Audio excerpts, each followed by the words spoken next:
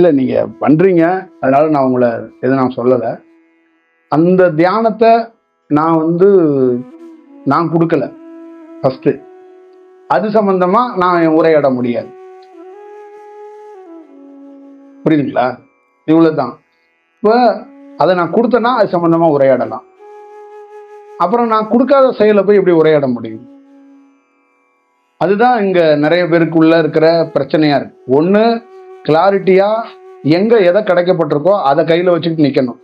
இல்லை இதெல்லாம் வேண்டான்னு தூக்கி வீசி எறிஞ்சிட்டு என்ன கிடைக்குதோ அந்த பொருளையாச்சும் கீழே போட்டுறாம கையில் வச்சுக்கணும். எது கிடைச்சாலும் வாங்கி வச்சுக்கலாம், எது கிடைச்சாலும் பண்ணலான்னா கடைசியில் நம்ம எதை பெறணுமோ அதை பெற முடியாமல் போயிடும். அதுதான் விஷயம். இப்போ ஒரு தனி மனிதன் தியானத்தை தொடங்கும் போது இங்க இருக்கிற புக்தர், இங்க இருக்கிற எல்லா செயலையும் நமக்கு ஆரம்பத்துல நம்ம பார்த்த வடிவம் வேற. தியானத்துல முன்னேறி போனதுக்கு அப்புறம் அந்த அனுபவத்தெல்லாம் எப்படி அது இருக்கு, அதை எப்படி பார்க்கணுங்கிறத நமக்கு அடிப்படையா உள் உணர்வுகள்ல காட்டப்படுது, பார்க்கறோம். அப்ப அது எல்லாத்தையும் பார்த்து கிராஸ் பண்ணி தான் வர்றோம். அப்படி ஒரு வடிவத்துக்குள்ள இருக்கு. அதே மாதிரி நீங்க தியானத்தை மேற்கொள்ளும் போது கிடைக்கிற ஒரு உபதேசத்தை அது மிக சரியா இருந்துச்சுன்னா அதை எடுத்துக்கணும். அது மிக சரியா எங்கேயோ ஒரு இடத்துல நமக்கு ஒத்துழைக்கல, நம்மளால அதை கனெக்ட் பண்ணி போக முடியலன்னா அதை எடுத்து வச்சுட்டு ஏதாவது இன்னொரு இடத்துல இருந்து ஒரு பொருள் கிடைக்குதுன்னா அந்த பொருளையாச்சும் பத்திரமா பயன்படுத்துறதுக்கு வாய்ப்பு இருந்தா பார்க்கணும். இதுதான் விஷயம். சரி, அப்படி இது இல்லாத பட்சத்துல நான் என்ன பண்ண முடியும்? இப்ப நீங்க இருக்கிறீங்க, இங்க நான் தீட்சை கொடுப்பேன், ஆசீர்வாதம் கொடுத்துருவேன். நீங்க இதை எடுத்துட்டு போயிட்டு வீட்டுல அந்த தியானம் பண்ணீங்கன்னா நான் எப்படி வருவேன்? என்னுடைய செயல் உள்ள இருக்கும், அது மௌனமா இருக்கும். நீங்க எப்ப அதுல இருந்து வெளியில வர்றீங்களோ அப்பதான் இது வேலை செய்யும். அது வரைக்கும் இது மௌனமா தான் இருக்கும். அப்ப நான் ஒன்றும் செய்ய முடியாது. ஏன்னா எனக்கு பிரபஞ்சம் என்ன வேலை கொடுத்துருக்கோ அந்த வேலை, அந்த ஃப்ரீக்வன்சி வேலை செஞ்சாதான் நான் வருவேன். இப்ப நான் எப்படி சொல்றீங்கன்னா, சூட்சமத்துல இந்த தியானத்திலிருந்து இந்த மந்திரத்திலிருந்து ஒரு ஃப்ரீக்வன்சி வேலை செய்யறவனை நோக்கி தான் நம்ம வருவோம். அப்ப அந்த ஃப்ரீக்வன்சி அங்க வேலை செய்யாத போது நாங்க எப்படி கண்டுபிடிக்க முடியும்? வர முடியாதுல்ல. அந்த ஃப்ரீக்வன்சி இருக்கிறவங்க வருவாங்க, அவங்க தான் தேடணும், அவங்க தான் வரணும். அதுதான், அப்படிதான் அது நிகழும். ஆமா, அது நீங்க அவசியமா அதை பார்த்து. அப்புறம் நீங்க குழப்பிக்க கூடாது இதையும் அதையும். அதுல முதல்ல தெளிவா இருக்கணும். ஏன்னா சல்லடை போட்டு இங்க சலிச்சா ஃப்ரெஷ்ஷா தியானம் பண்றவங்க ஒருத்தவங்க கூட இருக்க மாட்டாங்க. வயிற்றுல இருக்கிற குழந்தை கூட அவங்க அம்மா இன்னொரு இடத்துல தீட்சை வாங்கியிருக்கிறதுனால அதுவும் அதுல கலக்கப்பட்டிருக்கு, அதனால இங்க எடுக்க முடியாது. புரியுதா? அது ஒன்றும் தவறு கிடையாது. அதுல இருந்து விடுபட்டு மாறுறதுதான் முக்கியமான விஷயம். நம்ம இருக்கிறோம், நம்ம தியானத்துல மாறும்போது ஏன் நமக்கு இங்க இருக்கிற நிறைய யோகா சென்டர் தெரியாதா? இங்க இருக்கிற செயல் தெரியாதா? இப்ப ராமகிருஷ்ணர் விவேகானந்தருடைய புத்தகத்திலேருந்து கிடைச்சிச்சு. ஏன் நம்ம நேரா தட்சிணேஸ்வரன் போய் காலிக்கிட்டே உருண்டு அந்த ராமேஸ்வரர் அங்க கொல்கத்தாவிலே ராமகிருஷ்ணர் உட்கார்ந்த இடம், அவங்க மடத்துல இருக்கிற அந்த செயல், அப்புறம் விவேகானந்தரோட செயல்லாம் நமக்கு ஏன் பிரபஞ்சம் உணர்த்தி அதெல்லாம் எடுத்துக்கிட்டு அங்கேயே பாடிக்கிட்டு உட்கார்ந்துருக்கலாமே? அப்ப எந்த வடிவத்திலேருந்து யார் எப்படி வளரப்படணுங்கிறத பிரபஞ்சம் தீர்மானிச்சு வச்சிருக்கு. அப்ப அதுக்கு சம்பந்தமா அதுக்கான ஃப்ரீக்வன்சி எல்லாம் கிடைக்கும். அவ்வளவுதான். இப்ப ராமகிருஷ்ணர் விவேகானந்தரை நீ போய் தேடி போக வேண்டாம், அந்த ஃப்ரீக்வன்சி உன்னை தேடி வரும். அதுக்கு காரணம் என்னன்னா தொடர்பு, முன் தொடர்பு, முன் ஜென்மத்தோட தொடர்பு. அதுக்கான செயல் வடிவம் கிடைக்கும். நமக்கும் மகாவதர் பாபா அந்த பிள்ளைங்களுக்கும் பெரிய தொடர்பு இருக்கு. அப்ப நான் போய் கிரியா யோகத்துக்குள்ள போய் உட்காந்துருக்கேனா, இல்ல அந்த பத்துக்கிட்ட தலையில தூக்கிட்டு போயிட்டு இருக்கேனா, இல்ல அந்த கலையை பத்தி நான் ஏதாவது பேசிக்கிட்டு இருக்கேனா? இல்ல. அப்ப அந்த பிள்ளைங்க ஏன் இங்க வருது? அந்த கலை உயிரோட இருக்கு. அந்த தியானங்கிற லட்சக்கணக்கான பேர் தமிழ்நாட்டிலே இந்தியாவிலே பண்ணிக்கிட்டு இருக்காங்க. யோகானந்தர் அங்கதானே உட்காரணும். யோகானந்தர் என்னையா பார்க்க வரணும்? கலிபோர்னியாவில இருந்து என்னைக்கு ஏன் மெசேஜ் அவர் அனுப்பணும்? லாகிரி என்னையா பார்க்கணும்? யுக்தேஸ்வர்கிரி என்னையா நோக்கணும்? அது ஃப்ரீக்வன்சில யாரு என்ன அப்படிங்கிறது என்ன யாருன்னு அவங்களுக்கு தெரியுது, அவங்கள யாருன்னு எங்களுக்கு தெரியுது. இவ்வளவுதான் இதுக்குள்ள இருக்கிற செயல்படி. அப்ப அது கண்டறிஞ்சு நீங்க போய் அங்க போய் உட்கார்ந்து பண்றத கரைகள்லையோ குளங்கள்லையோ வீடுகள்லையோ எங்க நகரப்புறங்கள்ல தியானம் பண்ணும்போது உனக்கு தேவையான செயல் கிடைக்கும் அப்படின்னா கிடைச்சே தீரும். அதுதான் ரொம்ப முக்கியம். மனிதன்ல தியானத்துல ஒருத்தன் ஜெயிக்கிறது எங்க இருக்கன்னா, அந்த குரு உபதேசத்துல பெரிய டாஸ்க் இருக்கு. அதை ஒழுங்கா பிடிச்சி குருவை கரெக்டா பிடிச்சி அங்க நின்னுட்டானா எனக்கு தெரிஞ்சு அவன் மிஸ் ஆகிறதுக்கு வாய்ப்பு ரொம்ப குறையும், ரொம்ப ரொம்ப குறையும். அதுக்குள்ள நிறைய பேர் வந்து மிஸ் ஆயிடுறாங்க. இந்த பாலிசா பண்ணுவாங்க தெரியுமா? இப்ப எல்லாருக்கும் பழைய குரு ஒருத்தர் இருப்பாரு. இப்ப நான் வந்து புது குருவாயிருப்பேன். அந்த பழைய குருவையும் விட மாட்டாங்க, புது குருவையும் விட மாட்டாங்க, ரெண்டையுமே பேலன்ஸ் பண்ணுவாங்க. நீங்க பார்த்தா தெரியும். அவங்களெல்லாம் நீங்க ஸ்டேட்டஸ்ல ஃபாலோ பண்ணீங்கன்னா, அவங்க வாட்ஸ்அப்போட டிபி எல்லாம் பார்த்தீங்கன்னா கண்டுபிடிச்சிடலாம். அவங்க என்ன அந்த உலகத்துக்கு மெசேஜ் கொடுக்குறாங்கன்னா, பழைய குருவையும் நான் விட மாட்டேன்னா, புது குருவையும் நான் கொஞ்சம் பேலன்ஸா எடுத்துட்டு வர்றேன். இந்த பிரபஞ்சம் வந்து அது சொல்லல. இந்த காலத்துல நீல நிறத்துல ஒரு பேர் ஒளி வருதுன்னா அதை சுவாசி. இல்ல நான் கொஞ்சம் மஞ்சள் நிறத்துலயும் இருக்கிற சுவாசத்தையும் நான் சுவாசிக்கிறேன் அப்படின்னு நீ சொல்லாத. என்ன வருதோ அதை கரெக்டா உள்வாங்கி உள்ள எடுத்துட்டு வா. அப்பதான் நீ போக வேண்டிய இடத்துக்கு போக முடியும். அப்ப இந்த மாதிரி தடுமாற்றம் வரும்போது சரணாகதி அடைந்து எனக்கு தெளிவுபடுத்துங்கன்னு நீங்க தெளிவாய்க்கணும். அதுதான் தியானம். இப்ப தியானத்துல ஒரு குழப்பம் வரும், இவரா இல்ல இப்படியா அப்படிங்கும் போது என்ன பண்ணணும்னா, அதை பல நாள் உட்கார்ந்து தெளிவடைஞ்சு கண்டுபிடிக்கணும். இப்ப நம்மளை பார்க்க வரும்போது எப்படி வரணும்னா, பேசிக்கா பொதுவா தெளிவடைஞ்சிட்டு தான் வரணும். வந்து தெளிவடையக்கூடாது. டிசைட் பண்ணிட்டு தான் வரணும். டிசைட் பண்ணாம அப்படியே போற போக்குல வரக்கூடாது. அது சரியா இருக்காது. புரியுதுங்களா? அப்ப என்ன ஆகும்னா, அதை சரி பண்ற வரைக்கும் அந்த குரு வெயிட்டிங்ல போட்டு விட்டுருவார். இதுதான். இது நீங்க நிறைய புத்தகம் படிச்சீங்கன்னா நிறைய குருமார்கள் புலம்பி தள்ளி இருக்கிற கதையெல்லாம் இருக்கு. நீங்க ராமகிருஷ்ணருடைய வாழ்க்கை வரலாறுலயே ராமகிருஷ்ணருக்கு உச்சகட்ட தீட்சை கொடுத்தவரே ஒரு இடத்துல நொந்து போயிட்டாரு. ராமகிருஷ்ணருக்கே தீட்சை கொடுத்தவர் நொந்து போயிட்டாரு. அதே மாதிரி ராமகிருஷ்ணருக்கு தீட்சை கொடுத்த நிறைய பேரு நொந்து நூலா இருக்கிறாங்க. அதெல்லாம் காரணம் என்னன்னா, அந்த கன்ஃபியூஸ் ஆகி இந்த மாதிரி ஒரே நேரத்துல ரெண்டு செக்ஷனை எடுக்கிறது, ரெண்டு வேலையை செய்யறது, பேலன்ஸ் பண்றது. கடவுள்கிட்ட பிரபஞ்சத்துக்கு எல்லாம் பேலன்ஸ் பண்ண வேண்டிய அவசியம் இல்லைங்க. அது தேவையும் படாது. இப்ப என்ன நீங்க சந்தோஷப்படுத்தி என்னங்க நடக்க போகுது? ஏதாவது நடக்க போகுதுன்னா சொல்லுங்க. ஒண்ணு நடக்க போறதே இல்லை. ஒரு தியானம், அது நல்ல தியானமா இருந்தா அதை எடுத்து உள்ள பண்ணி நம்ம ஒரு பிரயாணத்தை பண்ணணும், அவ்வளவுதான். இதுல ஒரு குருவுக்கு எங்க பெருமை சேர்க்கறது எங்க இருக்கு? பெருமைக்கெல்லாம் இங்க ஒண்ணு வேலையே இல்லையே, அந்த மாதிரி ஒரு செக்ஷனே இல்லையே. அதை நீங்க வந்து அவசியம் அதை புரிஞ்சு நடந்துக்கணும். ஒருத்தர் சமாதிக்கு போறேங்கிறத என்ன சொல்லிட்டு போறாங்க, என் வேலை முடிஞ்சிருச்சு நான் கிளம்புறேன். விவேகானந்தருடைய வாழ்க்கையில நீங்க எல்லாரும் படிச்சீங்கன்னா நீங்க குழப்பம் ஆகாம இருந்திருப்பீங்க. ஏன் குழப்பம் ஆகுறீங்க? அந்த ஒரு வார்த்தை தான் ஞானத்துக்கான வார்த்தை. நான் பெரிய மரம், நான் அப்படியே இருந்தேன்னா எனக்கு கீழே இருக்கிற மரங்கள்லாம் வளர முடியாது. அப்ப பெரிய மரம் ஒரு இடத்துல போயிடணும், ஒதுங்கினாதான் கீழே இருக்கிற மரம் சின்ன செடியெல்லாம் வளர்ந்து மரமா வர முடியும். இதுதான் அவருடைய வாக்கியம். அப்ப என்ன ஆகுது, நான் போயிட்டாதான் நீங்க எல்லாம் தனித்துவமா வளருவீங்க. இல்லைன்னா வெறும் நரேன் விவேகானந்தர் நரேன் இது மட்டுமே இருந்தா இப்ப நீங்க எல்லாம் என்ன ஆவீங்க அப்படிங்கறதான் அதோடைய செயல்பாடு. இதுதான் அதோடைய உண்மையன். அப்ப ஒருத்தர் சமாதிக்கு போயிடுறாரு, ஒருத்தர் வந்து ஒரு செயல்ல இருந்து விடுபடுறாருன்னா அடுத்த காலத்துல யார் இருக்கிறாங்களோ அவரு வேலை செய்ய வந்திருக்கிறாருங்கிறது தான் அதோடைய அடையாளம். அப்ப வேற ஒருத்தர் வந்திருக்கிறாருன்னா அந்த கலையையும் இந்த பிரபஞ்சம் தான் கொடுக்குது. அது உன்னதமாக நமக்கு கனெக்ட் ஆகுதுன்னா சரணாகதி அடைந்து அதை உன்னதமா புடிச்சுக்கணும். ஒருத்தர் புடிச்சுக்கிட்டாருன்னா அவர் மேம்படும். இல்லைன்னா ரொம்ப ரிஸ்க் தான். தியானம் சூப்பரெல்லாம் பண்ணுவீங்க, ஆனா அடிப்படையில பேசிக்கலே பிரச்சனை இருந்துச்சுன்னா சரி செய்யறது கஷ்டம். பேசிக் எப்பயுமே கரெக்டா இருக்கும். இதுதான் ஒரு முக்கியமான ஒரு மனிதனுடைய சக்சஸுக்கு காரணம். கீழே இருக்கிற பேசிக் கரெக்டா இருக்கும். எப்படி கீழே அஸ்திவாரம் கரெக்டா இருக்கணுங்கிறது மாதிரி பேசிக் கரெக்டா இருக்கும். என்ன எதுக்காக நோக்குறோம், எதுக்காக போறோம் அப்படிங்கிறது ரொம்ப தெளிவா இருக்கும். அவ்வளவுதான் அதோடைய வடிவம். நீங்க வடலூருக்கு நீங்க போனீங்கன்னா எப்பயுமே நல்லா ஞாபகம் வச்சுக்கோங்க. வடலூர்ல போய் யாரு ஞானம் கேட்டாலும் அவர் பிரசன்ட்ல அவர் யாரெல்லாம் பணி செய்ய வந்திருக்கிறாங்களோ அவங்கள்ட்ட தான் அனுப்புவார். ஏன்னா அவர் இருக்கிறது ஆகாயமா இருக்கிறாரு. இப்போ ஒருத்தர் மனிதரை பிடிச்சி ஆகாயமா வளர்க்க முடியுமா? அப்ப கழுத்துக்கு மேல தலைக்கு மேல வந்ததுக்கு அப்புறம் நான் உன்னை சந்திக்கிறேன், அது வரைக்கும் நான் உன்னை சந்திக்க முடியாது. நீ என்னையே கதின்னு இருக்கிற.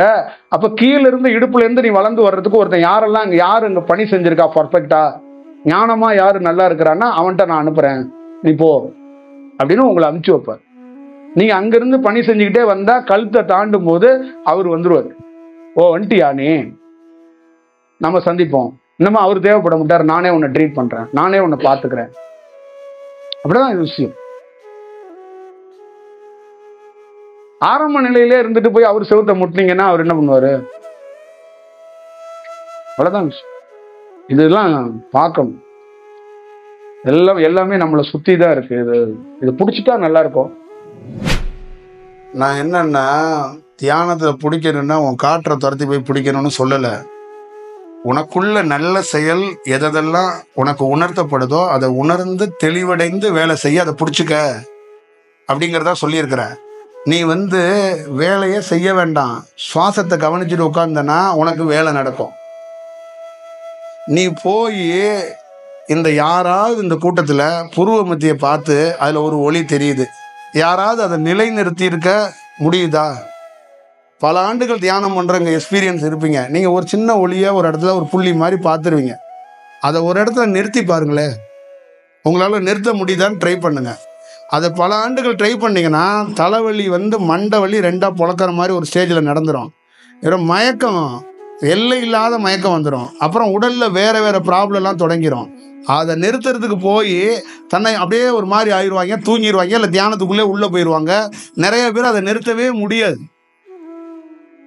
அதுக்கு காரணம் என்னன்னு தெரியுமா? அதான் எடுத்தோடனே போய் ஒரு மாணிக்க வாசகரை கட்டி பிடிச்சிடுறது, எடுத்தோடனே வடலூரை போய் கட்டி பிடிச்சிடுறது. தலைப்பகுதிங்கிறது ஆகாயம். அப்போ ஒருத்தன் ஆகாயத்துக்கு வரணும்னா உடலை கீழிருந்து ரெடி பண்ணி கொஞ்சம் கொஞ்சமாக பக்குவப்படுத்தி வரணுங்கிறது தான் அதோடைய செயல். அது நான் பல நாள் என்ன சொல்லியிருக்கிறோம், சுவாசத்தை கவனிச்சுட்டு இருக்கும்போது ஒரு மனிதனுக்கு உயர்ந்த தியானம் கிடைக்கப்படும் போது உடல்ல இருக்கிற கழிவுகள் வெளியேறப்படும், உடல் பலப்படுத்தப்படும், அவனுடைய சாபங்கள் அவனுடைய பிறப்புகள்ல இருக்கிற பதிவுகள் எல்லாம் வெளியேற்றப்படும். அப்ப அவனுக்கு ஒரு தனித்துவமான செயல் வடிவம் கிடைக்கும். அப்ப அவன் தியானத்துல மேன்மை அடைகிறான். உருவம்னா என்ன, கிழமைன்னா என்ன, நேரம்னா என்ன, காலம்னா என்ன, தியானம்னா என்ன, சந்திரக்கலைனா என்ன, சூரியக்கலைனா என்ன, சிவன்னா என்ன, பார்வதினா என்ன, இந்த கடவுள் இருக்கா இல்லையா, இதையெல்லாம் ஒருத்தர் மேன்மை அடைஞ்சு கொஞ்சம் கொஞ்சமா அவன் தெரிஞ்சுக்கிறான். யாரும் அவனுக்கு நீங்க காலங்காலமா எல்லா குருமார்களும் பேசுறாங்க, எழுதி வச்சிருக்கிறாங்க. இது நீங்க கேட்டீங்கன்னா தேரிதான். ஒரு நாள் உங்களுக்கு உணரப்படும் போதுதான், ஒரு நாள் உங்களுக்கு உணர்த்தப்படும் போதுதான், நீங்க அதை உணரும் போதுதான் அங்கிருந்து பெரிய மாற்றத்தை சந்திக்கிறீங்க. புரியுதுங்களா? அதுக்கப்புறம் தான் உங்க லைஃப்ல ஒரு பெரிய சேஞ்சை சந்திக்கிறீங்க. இதுதான் அதுக்குள்ள இருக்கின்ற வடிவம். அப்ப ஆரம்ப நிலையில ஒருத்தருக்கு என்னன்னா, தியானத்துல அவர் ஒரு குழந்தை மாதிரி அவர் தன்னை பார்த்துக்கணும். கிடைக்கிற விஷயத்த வாய்ப்பு கிடைக்கும் போது மந்திரத்தை சொல்லி இந்த சுவாசத்தை எப்படி பயிற்சி கொடுத்துருக்கோமோ அந்த பயிற்சி முறைகளில் போகணும். அப்ப அதுல சின்ன சின்ன தடுமாற்றங்கள் வரும்போது அந்த குரு வழி நடத்துவார். அப்ப ஒரு எல்லாராலையும் தியானம் பண்ணிட முடியாது. ஏன்னா அவங்க காலம் சரியில்லைன்னா தியானம் பண்ண கூடாது. அவங்களுடைய மோசமான காலம் இருக்கும், அந்த கிரகத்தோட மோசமான டயத்துல தெய்வீகமான ஒரு செயலை செய்ய கூடாது. புரியுதுங்களா? அப்ப அந்த குருவோடைய அந்த செயலும் அந்த மந்திரமும் அந்த தியானமும் என்ன பண்ணும்னா கொஞ்சம் கொஞ்சமா அவ்வளவு பெரிய பிரச்சனையையும் இந்த தியானத்தை பண்ண வைக்கிறதுக்கு ஒரு வாய்ப்பை உருவாக்கி கொடுக்கும். ஏன்னா தியானம்ங்கிறது என்னன்னா தினந்தோறும் பண்ணப்படணும். என்னைக்காவது ஒரு நாள் பண்றது கிடையாது, தினந்தோறும் பண்ணப்படும். சில நபர்களுக்கு தியானம் வராது, ஆனா அவங்க ஆன்மீகத்துல ஒரு ஞானம் பெறணும்னா அவங்களுக்கு இருக்கும். அப்ப அவங்க தியானமே பண்ணல, எப்படிங்க ஞானம் அவங்களுக்கு கிடைச்சிரும், எப்படி வரும் அப்படின்னு நீங்க சொல்றீங்கன்னா, ஒரு நாள் அவங்களுக்கான காலம் வரும்போது அவங்க என்ன பண்ணுவாங்கன்னா இறைவனை தேடிக்கிட்டே இருப்பாங்க, குருவை தேடிக்கிட்டே இருப்பாங்க. ஒரு நாள் அவங்களுக்கு நல்ல காலம் வரும்போது அவங்கள ஒரு யோகி தடுத்து ஆட்கொண்டு அவங்க உடலை பயன்படுத்தி அவன் என்னென்னலாம் வேலை செய்யணுமோ எல்லா வேலையும் செஞ்சு முடிப்பான்.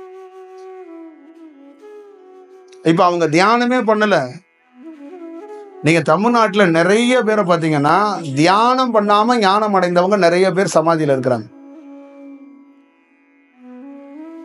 புரியுதுங்களா? அதுல பல வடிவங்கள் இருக்கு. நீங்க சித்தர்னு சொல்றதுல அப்படியே 19 சித்தர்னு சொல்லிட முடியாது. சில பேர் தியானம் பண்ணி சித்தரா அந்த வடிவத்துக்கு மலர்ந்து இருப்பாங்க. சில பேரை தடுத்து ஆட்கொண்டு அவங்க உடலை பயன்படுத்தி ஒரு பெரிய யோகி தியானம் பண்ணவர், எக்ஸ்பர்ட், அவர் தியானத்துல உச்சக்கட்டத்தை போட்டவர். அவர் என்ன பண்றாரு? அவர் உள்ள இருக்கிறாரு.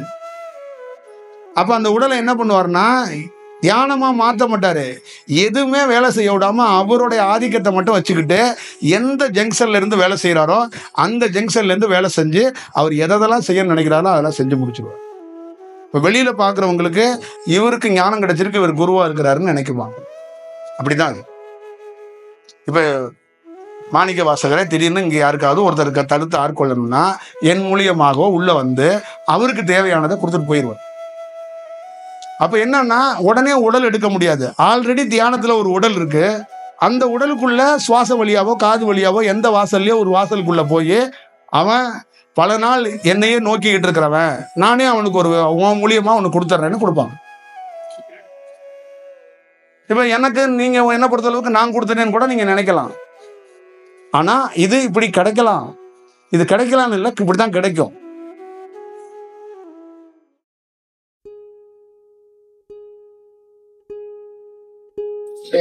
யூடியூப்ல பாத்துருந்தேங்க.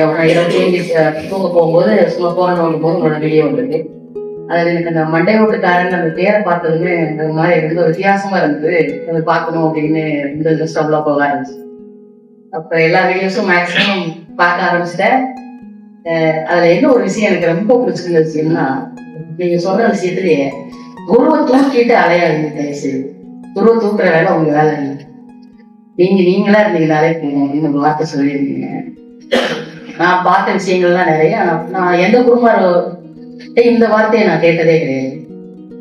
அந்த வார்த்தை வந்து எனக்கு ரொம்ப அதுலதான் நம்ம நம்பர் எடுத்து அவங்க கால் பண்ணேன். வாய்ப்பு எனக்கு அமையவே இல்லைங்க. கிட்டத்தட்ட ஒரு 6 மாசமா இப்ப நான் உங்களை ஃபாலோ பண்ணிட்டு இருக்கேன். எனக்கு வாய்ப்பு கிடைக்கல. சொன்ன நம்ப மாட்டீங்க, இந்த கோயில்ல 19 வயசுல திருமணம் ஆச்சு. இதே நம்ம சிவன் கோயில்ல தான் திருமணம் ஆச்சு. இதே ஊர் தான். இந்த ஊருக்கு நான் பல முறை வந்திருக்கிறேன். எனக்கு குழந்தை 2 இங்கதான் பிறந்தது. இப்ப நான் இருக்கிறது பவானி. என்னால இந்த மாணிக்க வாசகரை வந்து பார்க்கவே முடியலங்க. இந்த கோயிலுக்கு என்னால வர முடியுது. இன்னைக்கு காலையில ஒரு 10 மணிக்கு நான் நேற்றுக்குள்ள அவங்க வேலைக்கு பார்த்தோம்னா என்னால போன் எடுக்கவே முடியல. காலையில 10 மணிக்கு போன் எடுத்து பார்க்கற ஸ்டேட்டஸ் காமிக்குது. அப்படியே ஒரு மாதிரி என்னடா இது, நான் மாணிக்க வாசகரை பார்க்கணும்னு நினைச்சேன். என்னால இது ஒரு நிகழ்வு இது எப்படி நடக்கும் அப்படிங்கிற மாதிரி ஆள் மனசுல ஒரு பயங்கரமான ஒரு வழி. வீட்டுல அவர் உட்கார்ந்து இருந்தாரு. ஒரு விஷயம் சொன்னேன். அவருக்கு வந்து இந்த மாதிரி விஷயங்கள் மேக்சிமம் பிடிக்காதுங்க ஐயா. அவர் அதை ஒத்து வரவும் மாட்டாரு. அந்த மாதிரி விஷயங்கள் இருக்காங்க. இந்த மாதிரி எனக்கு தோணுது, என்னை மட்டும் கூட்டிட்டு போக முடியுமா அப்படின்னு கேட்கிறேன். எங்களுக்கு வண்டி வாடகை போட்டுறது எங்க வேலைங்க. அப்ப வண்டி கார் வந்து வாடகை போயிடுச்சு, கரூர் போயிடுச்சு. எப்படி வர முடியும்? அப்போ உடனே சொல்றேன், சரி நான் கூட்டிட்டு போறேன் வாங்க. உடனே ஈரோடு பஸ்ல வந்து கரூர் வரைக்கும் பஸ்ல வந்து அப்புறம் கார் மறுபடியும் எடுத்து 120 140 வருதுங்க வண்டி. நான் வந்து சேருவனாலே எனக்கு ஒரு இது இருந்தது. ஆனா அந்த நிகழ்வு இன்னைக்கு என்னோட லைஃப்ல வந்து நான் பிறந்த பயன் அடைஞ்சிட்டேன்ற மாதிரி எனக்கு ஒரு ஃபீல் இருக்குதுங்கய்யா. எனக்கு அது எப்படி சொல்றதுன்னு தெரியல. ஆனா ஒரு மாதிரி நிறைவா இருக்குதுங்கய்யா. எனக்கு அது மாதிரி நல்லா இருக்குங்க அந்த ஃபீல். எனக்கு நிறைய விஷயங்கள் நடக்க ஆரம்பிச்சு. நான் தியானம் ரொம்பலாம் நான் செய்ய மாட்டேங்க. அதெல்லாம் சும்மாலாம் சொல்லல. என்னோட வேலை எனக்கு கரெக்டா செய்வேங்க. எதுக்கு அதை எந்திரிக்கணும் செய்வேன் அப்படின்னு தொழில போய் பார்ப்பேன், அதை செய்வேன், அந்த மாதிரி செய்வேன். முடியலாம் போது ஒரு செகண்ட் கண்ண மூடி உட்காரு இல்லையா, அதை பண்ணணும் இதை பண்ணணும் அப்படிங்கிற மாதிரி எனக்கு இல்லைங்க. நான் யார்கிட்டையும் எந்த விஷயம் ஷேர் பண்ணவும் மாட்டேன், கேட்கவும் மாட்டேங்க. அது ஒரு விஷயம் எனக்கு ஆரம்ப காலத்துல இருந்தது. என்னன்னு தெரியல, உங்களோட ஸ்பீச் வந்து எனக்கு அவ்வளவு ரொம்ப பிடிச்சிருந்தது. ஒரு மனுஷன் இயல்பா இருந்தா எப்படி இருக்கும், ஒரு இயல்பான பேச்சு எப்படி இருக்கும், ஒரு புரிதல், ஒரு இதை தாண்டி ஒருத்தருக்கு எப்படி ஒரு விஷயத்த புரிய வைக்க முடியும். இதுவே புரியலன்னா அப்ப நம்ம எடுக்கிறது கிரமத்துல பிறந்தோம் அப்படிங்கிற மாதிரி எனக்கு ஒரு ஃபீல் ஆச்சு இல்லையா. அந்த பேச்சு தான் நீங்க சொன்ன அந்த வார்த்தை அப்படியே ஆணி அடிச்ச மாதிரி இன்னைக்கு வரைக்கும் எனக்கு மனசுக்குள்ள இருக்குது. அந்த ஒரு விஷயம் எனக்கு இந்த இடத்துல உடனே நீங்க உட்கார வச்சிருக்குது. 2 மாசம் மட்டும் தான் இங்க வந்துட்டு போனேங்க. தம்பியோட இங்க இருக்கா, என்னால இங்க வர முடியல. நான் இங்க வந்துருக்கேன் பாரு. அந்த ஐயா என்னை அழைச்சிட்டு வந்திருக்காரு. அவங்கள பார்க்கணும்னு இருந்திருக்கு. நான் பார்த்தேன். ரொம்ப நன்றிங்க ஐயா.